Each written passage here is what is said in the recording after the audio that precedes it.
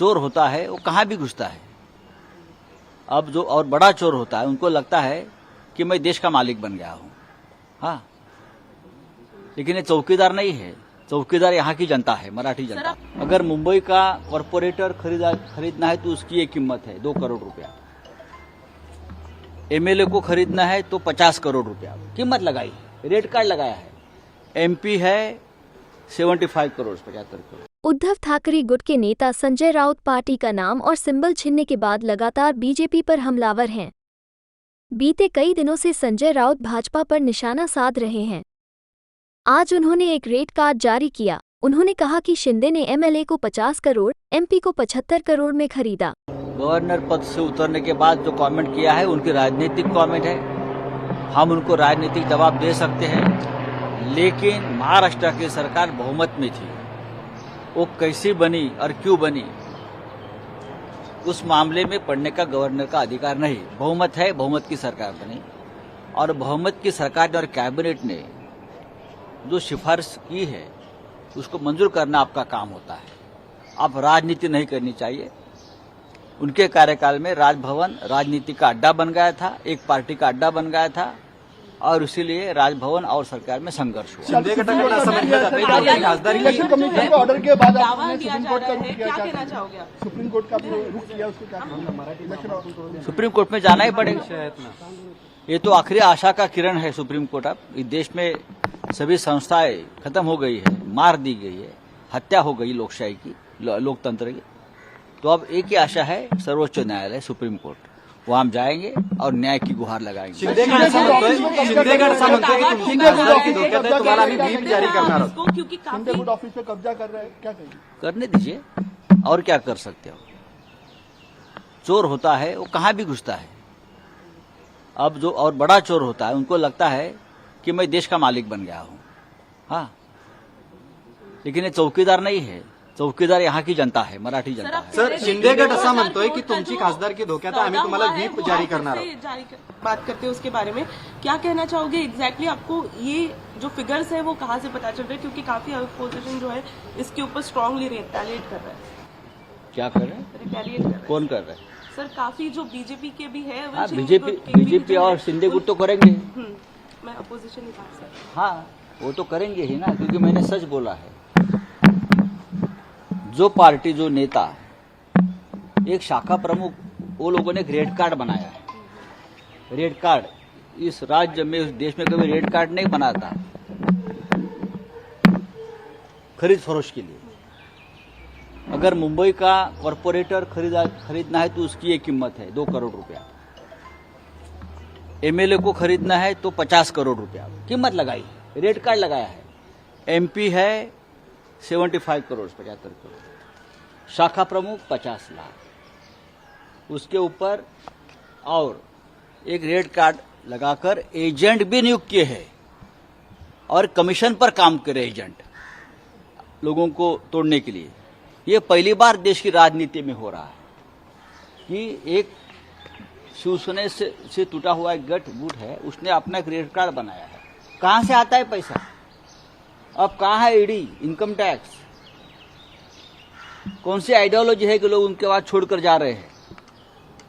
ये एक rate card के हिसाब से काम चल रहा है महाराष्ट्र के राजनीति में। अगर नहीं है तो अपने बच्चों की शपथ लेकर बोलिए ये नहीं है कर। जो कुछ हो रहा देश के अंदर वो दुर्भाग्यपूर्ण है। हालात बड़े गंभीर होते जा रहे हैं। जहाँ जहाँ चुनाव आते हैं उसके पहले ईडी की, सीबीआई की या कहीं न कहीं इनकम टैक्स की कार्रवाई होती है। हर कांग्रेस जन आक्रोशित है। हर देश का नागरिक समझ रहा है कि तमाशा लगा रखा है इन लोगों ने। मुझे बहुत दुख हो रहा है जब से मैंने सुना है कि छत्तीसगढ़ में 24, 25, 26 को तो अधिवेशन है कांग्रेस का, तैयारी चल रही है। उसके पहले आप कांग्रेस नेताओं को जाकर के उनके घरों में छापे डाल रहे हो। इससे शर्मनाक बात और हो क्या सकती है?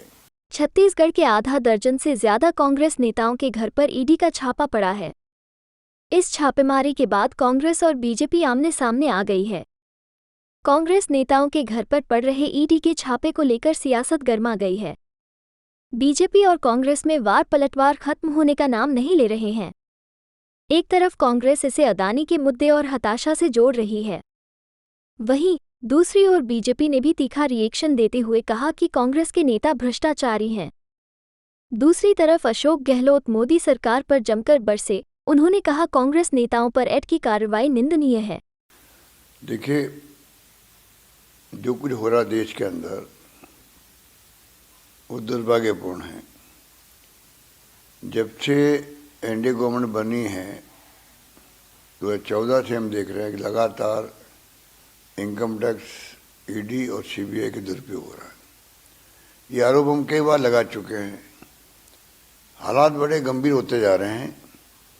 जहाँ जहाँ चुनाव आते हैं उसके पहले ईडी की, सीबीआई की या कहीं न कहीं इनकम टैक्स की कार्रवाई होती है।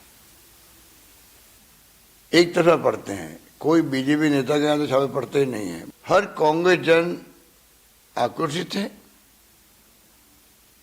हर देश का नागरिक समझ रहा है कि तमाशा लगा रखा है इन लोगों ने। अम्बेडकर साहब ने संविधान बनाया, उनको भी कभी सोचा नहीं होगा कि ऐसी पार्टी भी शासन में आएगी जो इस प्रकार की संविधान की ध्वजा उड़ाएगी। कानून का राज इसे कहते हैं।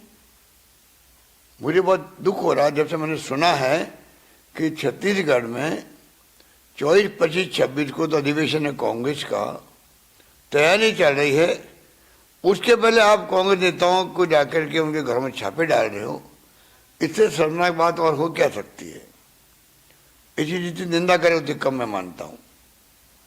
और इसका मुकाबला किया जाएगा। ये इतनी दुश्मनी पाल रहे हैं ना ये बीजेपी के लोग और नेता लोग, उनको भारी पड़ेगी, मैं कह सकता हूँ। देखिए, बीजेपी जैसे ही चुनाव आएगा न वो बेरोजगारी पे बात करेंगे, न महंगाई पे बात करेंगे। आखिरकार देश के होम मिनिस्टर क्या कर रहे हैं? जो उत्तर प्रदेश की पुलिस जो कर रही है, क्या उनकी जानकारी में नहीं है? न्याय मांगने जाए कोई बेटा, उसके आप कपड़े उतार देंगे, नंगा करेंगे आप? हालांकि मेरी जानकारी में पूरी घटना नहीं है, लेकिन अगर कोई छत्रपति शिवाजी महाराज और शिवाजी के नाम पर कोई कार्यक्रम अगर करना चाहता है तो सरकार को रोकना नहीं चाहिए। और शिवाजी अगर महाराष्ट्र में पूजे जाते हैं तो अगर उत्तर प्रदेश में भी लोग उन्हें याद कर रहे हैं तो ये अच्छी बात है। यूनिफॉर्म सिविल को लेकर के, कोड को लेकर के अमित शाह ने कहा चरणबद्ध तरीके से इसको लागू करेंगे। देखिए, बीजेपी जैसे ही चुनाव आएगा न वो बेरोजगारी पे बात करेंगे, न महंगाई पे बात करेंगे। आप कल्पना करिए कि पुलिस अगर किसी को अर्धनग्न कर दे, कपड़े उतार दे, पुलिस प्रशासन अधिकारी मिलकर के बुलडोजर चला करके माँ बेटी की जान ले लें, क्या ये देश के होम मिनिस्टर के लिए चिंता का विषय नहीं है? आखिरकार देश के होम मिनिस्टर क्या कर रहे हैं? जो उत्तर प्रदेश की पुलिस जो कर रही है, क्या उनकी जानकारी में नहीं है? आज उत्तर प्रदेश में कस्टोडियल डेथ है। याद कीजिए, बलवंत सिंह, उसकी हत्या पुलिस ने की और उसी के बगल में प्रशासन ने, जिसमें पुलिस थी, अधिकारी थे और उसका पिता, उसके परिवार के लोग जिलाधिकारी के धरना दिए और उसके बेटे को आप न्याय मांगने जाए कोई बेटा, उसके आप कपड़े उतार देंगे, नंगा करेंगे आप? क्या ये देश के होम मिनिस्टर के लिए चिंता का विषय नहीं होना चाहिए? क्या उत्तर प्रदेश की सरकार जो राम राज्य की बात कर रही है उसमें कि ब्राह्मण समाज के माँ बेटी की बुलडोजर जान ले ले और उनके बेटे को अर्धनग्न कर दिया जाए, क्या ये चिंता का सवाल नहीं है? इसलिए सवाल ये है कि न्याय गरीब को मिलेगा इस सरकार में कि नहीं। योगी जी कह रहे हैं, योगी जी का मंदिर बन रहा है अयोध्या में 4 करोड़। वो क्या सरकार में है मंदिर, क्या 5 स्टार होटल बना दे? और सरकार में जो चाहेंगे वो बनाएंगे। सवाल ये है कि जनता को क्या मिल रहा है। कल बजट पेश होगा अखिलेश जी, क्या लगता है? उसमें महंगाई के मुद्दे 6 बजट आ चुके हैं, क्या मिला किसी को?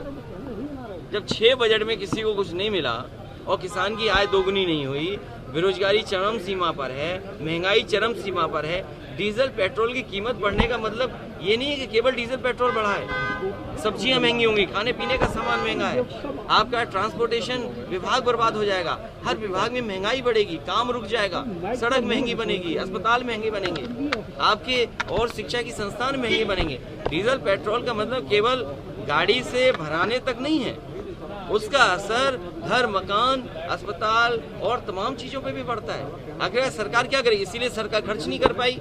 मान लीजिए सड़क पे पैसा खर्च होना था, इस सरकार ने डीजल पेट्रोल पे जो कीमत बढ़ाई है उसी की वजह से तो सड़कें नहीं बन रही हैं। ठेकेदार को ठेका दे दिया, अब डीजल पेट्रोल की कीमत बढ़ा दिया आपने। तो ट्रांसपोर्टेशन से क्या हुआ, बालू गिट्टी मोरंग महंगा हुआ कि नहीं महंगा हुआ, सड़क की कीमत बढ़ी कि नहीं बढ़ी।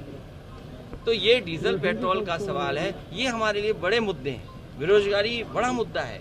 आप सपना दिखा रहे हैं कि 40 लाख करोड़ हम जमीन पर उतारेंगे पैसा। जिस सरकार ने बुलडोजर चला दिया हो गरीबों पर, ये तस्वीरें दुनिया में जाएंगी।